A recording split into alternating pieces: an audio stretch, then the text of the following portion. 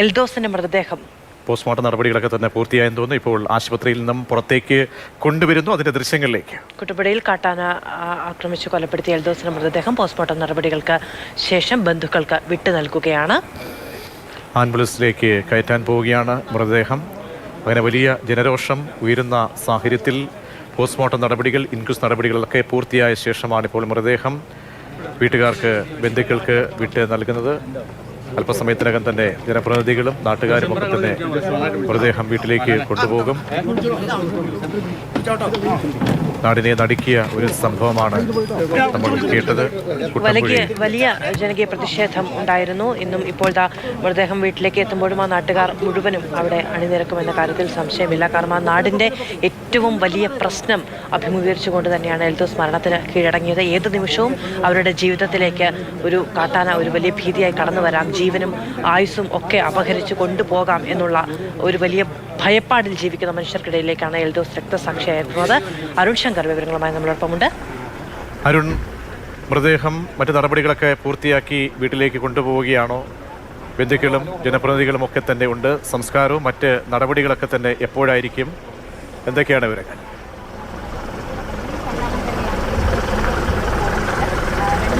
ഇപ്പോൾ പോസ്റ്റ്മോർട്ടം നടപടികൾ പൂർത്തിയാക്കി മൃതദേഹം ബന്ധുക്കൾക്ക് വിട്ടു നൽകിയിരിക്കുകയാണ്. ഇപ്പോൾ ആംബുലൻസിൽ മൃതദേഹം വീട്ടിലേക്ക് കൊണ്ടുപോയിരിക്കുകയാണ്. വീട്ടിലേക്ക് 2 മണിക്കൂറിനകം വീട്ടിൽ മൃതദേഹം എത്തും. അതിനുശേഷം കുറുമറ്റം സെമിത്തേരിയിലാണ് സംസ്കാരം തീരുമാനിച്ചിരിക്കുന്നത്. പ്രാർത്ഥനാ ശുശ്രൂഷകളും ഇതിൻ്റെ ഭാഗമായിട്ട് നടക്കുമെന്നുള്ളതാണ്. ഉരുളൻതണ്ണിയിലെ മർത്തോമ മിഷൻ ചർച്ചിലാണ് പ്രാർത്ഥനാ ശുശ്രൂഷകൾ നടക്കുക. അതിനുശേഷമാണ് സെമിത്തേരിയിലേക്ക് മൃതദേഹം കൊണ്ടുപോകുന്നത്. ഇപ്പോൾ പോസ്റ്റ്മോർട്ടം നടപടികൾ പൂർത്തിയാക്കിയിട്ട് മൃതദേഹം ബന്ധുക്കൾക്ക് വിട്ടു നൽകിയിരിക്കുകയാണ്. ഇത് സംബന്ധിച്ചുള്ള ചില വിവരങ്ങൾ നമുക്ക് ഇൻക്വസ്റ്റ് വിവരങ്ങൾ നമുക്ക് ലഭിച്ചിട്ടുണ്ട്. അതിദാരുണമായ അവസ്ഥയിലായിരുന്നു മൃതദേഹം ഉണ്ടായിരുന്നത്. അതായത് ആന്തരിക അവയവങ്ങളൊക്കെ പുറത്ത് ചാടിയ നിലയിലായിരുന്നു. അതോടൊപ്പം തന്നെ ആന കൊമ്പിൽ കോർത്തെടുത്തതായിട്ടും സംശയിക്കുന്നുണ്ട്. അതിൻ്റെ പാടുകളും ശരീരത്തിൽ ഉണ്ടായിരുന്നു. അക്കാര്യത്തിലൊക്കെ ഇനി എന്താണ് മരണകാരണം എന്നത് സംബന്ധിച്ചുള്ള കാര്യങ്ങൾ പോസ്റ്റ്മോർട്ടം റിപ്പോർട്ടിലെ വ്യക്തമാകുകയുള്ളൂ. പക്ഷേ ഇൻക്വസ്റ്റിൽ വളരെ ഞെട്ടിപ്പിക്കുന്ന വിവരങ്ങളാണ് ലഭിക്കുന്നത്. മൃതദേഹം തലയ്ക്ക് താഴെ തകർന്ന നിലയിലായിരുന്നു എന്നുള്ളതാണ് ഇൻക്വസ്റ്റ് നടപടികൾക്ക് സാന്നിധ്യം ഉണ്ടായിരുന്ന ആളുകൾ നമുക്ക് നൽകുന്ന വിവരം.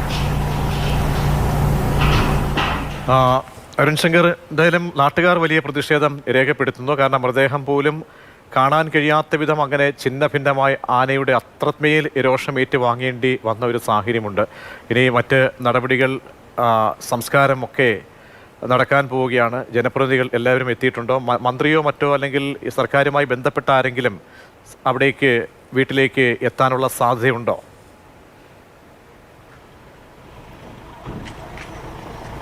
തീർച്ചയായിട്ടും ജനരോക്ഷം വളരെ ശക്തമാണ്. ഇന്നലെ രാത്രി മൃതദേഹം സംഭവ സ്ഥലത്ത് നിന്ന് മാറ്റുന്നതിനെതിരെ ശക്തമായ പ്രതിഷേധമുണ്ടായിരുന്നു. കാരണം ഈ വിഷയത്തിനൊരു പരിഹാരത്തിന് ഉറപ്പ് നൽകിയാൽ മാത്രമേ മൃതദേഹം അവിടെ നിന്ന് മാറ്റാൻ അനുവദിക്കൂ എന്നുള്ളതായിരുന്നു നാട്ടുകാരുടെ നിലപാട്. ഇതിനെ തുടർന്ന് ജില്ലാ കളക്ടർ നേരിട്ടെത്തി അവർക്ക് ഉറപ്പുകൾ നൽകി. പക്ഷേ ആ ഉറപ്പുകൾ നൽകുമ്പോഴും അവ പാലിക്കപ്പെടുന്നുണ്ടോ എന്നുള്ളൊരു സംശയം ഇപ്പോഴും നാട്ടുകാർ പ്രകടിപ്പിക്കുന്നുണ്ട്.